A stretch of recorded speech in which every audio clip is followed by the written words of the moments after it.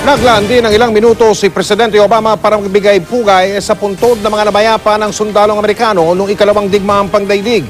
Sa higpit po ng seguridad, dalawang napakilalang veterano na galing pa raw ng Baguio ang pinaalis. Nakatutok si Maki Pulido. Ang mga watawat na ito ang sumalubong kay US President Barack Obama sa kanyang pagbisita kanina sa Manila American Cemetery. Ito ang pinakamalaking himlayan ng mga Amerikanong sundalong namatay noong World War II. At bilang pagkilala sa kanilang kabayanihan, nag-aalay ng bulaklak at saludo si Obama kaninang umaga. Tradisyon nang maituturing sa mga Pangulo ng Amerika na bumibisita sa Pilipinas ang dumaan dito. Sa kanyang mga talumpati, ilang beses na iginiit ni Obama na mananatiling matatag ang pagkakaibigan ng Pilipinas at Amerika, singtatag daw mula noong panahon ng digmaan. Ang mahigit 17,000 puntod dito sa Manila American Cemetery ay isang matingkad na simbolo ng digmaang sabay na nilabanan at pinagbalikatan ng mga Pilipino at Amerikanong sundalo noong World War II. Isang alyansa na nabuo 70 taon na ang nakakaraan.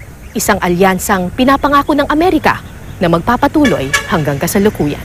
Mahigpit ang seguridad na pinairal sa paligid ng American Cemetery. Alas 8 pa lang ng umaga, isinara na sa trapiko ang rotonda at mga kalsada sa paligid ng sementeryo. Pati ang dalawang nagpakilalang World War II veterans na ito na nanggaling pa ng Baguio City, pinaalis ng mga pulis. Lumaban daw sila noon sa Ilocos Sur kasama ng mga Amerikano, pero hanggang ngayon di pa raw nakakatanggap ng kompensasyon. Ang mensahe lang namin, pinakikiusap na bakit hindi nila bayaran yung kilalanin o bayaran itong Walter Crossing veterans namin na kami ang unang naghirap kaya nakalabas si MacArthur. Pinatigil din ng US Secret Service ang mga nagtatrabahong construction worker sa paligid ng American Cemetery. Ba't pauwi ka na?